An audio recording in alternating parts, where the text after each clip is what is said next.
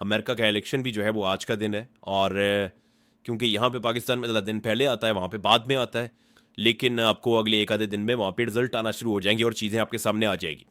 Donald Trump में और कमला Harris में बहुत सख्त मुकाबला है, बड़ा टफ कंपटीशन है ये।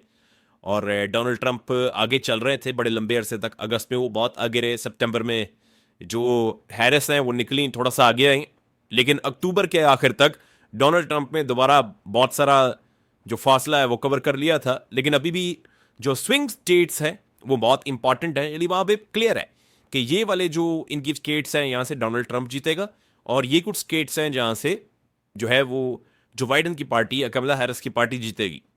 अब डेमोक्रेट्स की और रिपब्लिकन्स की अपनी अपनी स्टेट्स है, लेकिन इस इंतखाबी नतीजे का जो पूरा मनसलमा आपके सामने आएगा और जो फैसला आपके सामने मौजूद होगा वो कुछ स्विंग स्टेट्स है। वहां पता चलेगा कि जो वहां से बेहतर कारकर्दगी दिखाएगा वो अमरीकी सदर बन जाएगा। अभी ये चीज़ें जो है इसके लिए कहना कुछ कबल अज़ वक्त है, ज़रा थोड़ी सी वोटिंग शोटिंग हो जाए तो अगले वीलॉग में आपको मैं चीज़ें बताऊंगा। डोनाल्ड ट्रंप थोड़ा सा आगे चल रहे थे जितने भी सर्वे आ रहे थे, लेकिन कुछ सर्वे ऐसे हैं जिनमें कमला हैरिस को आगे दिखाया जा रहा है। इसकी वजह है, देखिए अगर आप अमेरिका को दो हिस्सों में डिवाइड करें ना, तो एक अमेरिका वो है जो रवायती अमेरिका है, इसमें अमेरिका का रकबा भी ज़्यादा है, आबादी बहुत बड़ी है, लेकिन ये अमेरिका के वो इलाके हैं जो थोड़े से इस तरह के एरिया थे जो उतने कमर्शियल नहीं है या उतने जदीद नहीं है। यहां पे डोनाल्ड ट्रंप या रिपब्लिकन्स बड़े तगड़े हैं। लेकिन जब आप आ जाते हैं बड़े शहरों में, जैसा कि न्यूयॉर्क है, जैसा कि वाशिंगटन है, इस तरह बहुत सारे बड़े शहर हैं अमेरिका में, तो यहां पे आपको पता है कि बड़ा जबरदस्त किस्म का यहां पे सरमायादाराना निजाम है। सारी एडवर्टीजमेंट यहां से जनरेट होती है, पैसा जो है वो यहां पे ज्यादा सर्कुलेट होता है, तो यहां पे डेमोक्रेट्स तगड़े हैं। अब जहां पे पैसा है वहां पे डेमोक्रेट्स तगड़े हैं, तो इसका मतलब फिर ये है कि मीडिया को तो पैसा चाहिए होता है, और मीडिया का पूरा बिजनेस जो है वो एडवर्टीजमेंट के ऊपर चलता है। तो क्योंकि सारा कमर्शियल एरिया जो है वो डेमोक्रेट्स के हैं, तो इसलिए मीडिया हमेशा डेमोक्रेट्स को आपको नजर आएगा ज्यादा सपोर्ट करता रहेगा और रिपब्लिकन्स को कम सपोर्ट करता रहेगा। उसके पीछे जो बेसिक रीजन है वो कमर्शियल अपने अपने इंटरेस्ट हैं, उसके मफादात हैं इनके। तो वहां पे जो डोनाल्ड ट्रंप है वो उनके वो कमर्शियल एरियाज नहीं है जहां पे वो ज्यादा मकबूल है। लेकिन ओवरऑल जितनी भी अब तक सर्वे आए हैं उनमें डोनाल्ड ट्रंप बहुत टफ कैंडिडेट है, और बहुत मुमकिन है कि वो अगले 24-48 घंटों के अंदर क्लियर हो जाएगा डोनाल्ड ट्रंप जो है वो अमरीकी अगले सदर बन रहे हैं। हो सकता है ये हो जाए, हो सकता है ये ना भी हो, लेकिन पाकिस्तान के लिए बहुत बड़ी खबर है। और ये इतनी बड़ी खबर है, इन्होंने 9 मिनट के अंदर 6 बिल पास करवा लिए। आर्मी चीफ समेत जितने भी सर्विसेज चीफ हैं उन सबकी मुद्दत मुलाजमत 3 के बजाय 5 साल होगी। मिसाल के तौर पे इस वक्त जो आर्मी चीफ है उन्होंने 2025 में रिटायर होना था, तो अब वो 2027 में रिटायर होंगे अगर ये कानून जो है उसको चैलेंज ना किया गया या अदालत ने इसके रास्ते में बंद ना बांधा, तो फिर वो 2027 में रिटायर होंगे।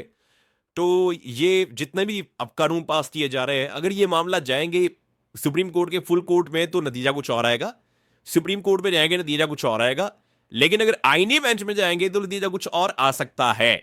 ये मैं आपको इसलिए कह रहा हूं कि देखिए बहुत बड़ी खबर है जो मैं अब आपको देने वाला हूं।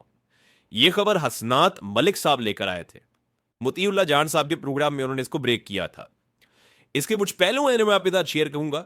मैं आपको काफी दिनों से कह रहा हूं कि जस्टिस याया अफरीदी साहब के बारे में किसी नतीजे पर पहुंचने से पहले इस बात का इंतजार कीजिए कि वो बड़े मामलात जिसके साथ पूरे पाकिस्तानी जुड़े हुए हैं उन मामलात पे क्या ओपिनियन लेते हैं जस्टिस याया अफरीदी। ये है सबसे इंपॉर्टेंट जो मैं आपको बार बार कह रहा था। एडमिनिस्ट्रेटिव डिसीजंस के दिन आप इनकी ये बात मान लो, उनकी ये मान लो, इनको कमेटी में डाल दो, उनको निकाल दो, उनको उसमें ना बुलाओ, इजलास में इनको, ये एडमिनिस्ट्रेटिव चीजें थी। खदीजा शाह को बुला लिया कैदियों के हवाले से, एक बंदा नून लीग का शामिल कर दिया आज चीमा, एक बंदा पीडीआई का शामिल कर दिया खदीजा शाह। ये कुछ ऐसी चीजें थी कि आप एडमिनिस्ट्रेटिव डिसीजन है, आप इंतजामी किस्म के मामलात है, इन पे आप फैसला नहीं कर सकते कि इस वक्त जो नए चीफ जस्टिस आए हैं इंसाफ की फराहमी में वो जस्टिस कादी फायदीसा जैसे है, जस्टिस उमर ता बंदयाल जैसे है, या वो एक बेहतर चीफ जस्टिस है। ये तो आपको पता चलेगा जब वो उनके फैसले सामने आएंगे। अभी एक बहुत बड़ी चीज सामने आई जो मैं आपके साथ शेयर करने वाला हूं। मुतीउल्लाह जान साहब के प्रोग्राम में हसनात मलिक साहब ने बताया कि जुमेरात के दिन होता है प्रैक्टिस एंड प्रोसीजर कमेटी का मीटिंग। अब ये जो मीटिंग होती है प्रैक्टिस एंड प्रोसीजर कमेटी की, ये प्रैक्टिस एंड प्रोसीजर एक्ट के मुताबिक होती है। ये वो एक्ट है जो हुकूमत ने बनाकर रखा हुआ है। ना सिर्फ हुकूमत ने बनाया हुआ है, बल्कि इस एक्ट में एक सदारती ऑर्डिनेंस के जरिए तरमीम भी कर दी थी। आप उस तरमीम को भी शामिल करते हैं। इसी एक्ट के तहत जुमेरात वाले दिन एक मीटिंग हुई थी, जिसमें बाइकआउट कर दिया था मंसूर अली शाह साहब ने। जब कादी फायर ईसा चीफ जस्टिस से, तो चीफ जस्टिस ने क्या किया था कि 2 ही जज बैठ गए और बैठ के उन्होंने बेंच बना के और काम कर दिया, इख्तियार को इस्तेमाल कर दिया। इस एक्ट के अंदर यह लिखा हुआ है कि अगर चीफ जस्टिस भी कमेटी के इजलास में शिरकत ना करे तो दूसरे 2 जजेस कमेटी के इजलास में बैठ के फैसला कर सकते हैं। अब हुआ यह कि जुमेरात को 31 तारीख थी, 31 अक्टूबर।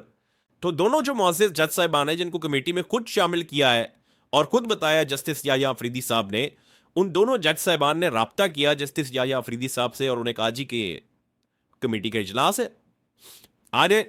तो जस्टिस याह्या अफरीदी साहब जो चीफ जस्टिस ऑफ पाकिस्तान है, वो उस कमेटी के इजलास में शरीक नहीं हुए, लेकिन वो इजलास फिर भी हुआ, वो मीटिंग हुई। उस मीटिंग के अंदर जो है वो जस्टिस मंसूर अली शाह और जस्टिस मुनीब अख्तर बैठे और उन दोनों जजेस ने उस कमेटी के मिनट्स जारी करने का भी हुक्म दिया। ये डायरेक्शन दी कि इसके मिनट्स को जारी किया जाए और उसके अंदर ये फैसला दिया गया उस कमेटी में कि जितनी भी आईनी पटिशंस आई है 26वीं आईनी तरमीम के हवाले से जितनी दरखास्तें आई हैं, इन सबको इकट्ठा करके 4 तारीख बरोज सोमवार यानी पीर वाले दिन 4 तारीख को, यानी कल जो दिन गुजर गया है, इन सबको सुप्रीम कोर्ट ऑफ पाकिस्तान में लगाया जाए और सुप्रीम कोर्ट ऑफ पाकिस्तान का फुल कोर्ट यानी तमाम जजेस बैठकर इस केस को सुने। तो ये प्रैक्टिस एंड प्रोसीजर कमेटी ने यह फैसला कर दिया और डायरेक्शन जारी कर दी, फैसले को जारी भी कर दिया जाए और कॉज लिस्ट के अंदर बाकायदा डाल दिया जाए कि ये केस फुल कोर्ट सुनेगा और 4 तारीख को सुनेगा। ये हो गया जनाब फैसला। अब होना तो यह चाहिए था उसूल के मुताबिक, कानून और ज़ाब्ते के मुताबिक, कि कॉज लिस्ट भी जारी होती, इसके मिनट्स भी जारी किए जाते और ये फैसला इसके ऊपर अमल दरामद होता। लेकिन हुआ यह कि सबसे पहले तो जस्टिस याह्या अफरीदी साहब उसके अंदर बैठे नहीं, कमेटी में जो प्रैक्टिस एंड प्रोसीजर कमेटी है उसमें वो नहीं बैठे। नंबर 2 काम यह हुआ कि इसके मिनट्स भी जारी नहीं किए गए अदालती अमले की जानिब से। नंबर 3 काम यह हुआ कि जो बेंच बनाने का हुक्म दिया गया था उस कमेटी की जानिब से, वो बेंच भी नहीं बनाया गया। और जो चौथा काम हुआ वो ज्यादा खतरनाक है, वो ये हुआ कि इससे पहले कि ये कमेटी बैठती या इससे पहले कि एक फुल कोर्ट बैठकर 26वीं आईनी तरमीम के ऊपर केस को सुनता और ये फैसला करता कि आया ये तरमीम ठीक हुई है या गलत हुई है। अगर ये तरमीम गलत हुई है तो कलदम होके खत्म हो जाती, अगर ये तरमीम ठीक हुई है तो फिर ये तरमीम अपनी जगह पे मौजूद रहती। अब इससे पहले फौरी तौर पे जस्टिस याह्या अफरीदी साहब ने जुडिशियल कमीशन का इजलास बुला लिया। देखिए, जुडिशियल कमीशन का इजलास जब बुला लिया जाएगा तो फिर क्या बनेगा? आईनी बेंच। हुकूमत अपनी मर्जी का आईनी बेंच बना देगी। जब हुकूमत अपनी मर्जी का आईनी बेंच बना देगी तो हुकूमत की कोशिश होगी कि उसके बाद जितने कानून बनाए जाए, चाहे वो सही है या गलत है, आईनी तरमीम का मामला हो सही है या गलत है, तमाम चीजें उस बेंच के पास भेजी जाए। क्योंकि वो बेंच हुकूमत ने अपनी मर्जी का बनाया हुआ है, लिहाजा वो तमाम चीजें हुकूमत की मर्जी के बेंच में चैलेंज होंगी। मिसाल के तौर पे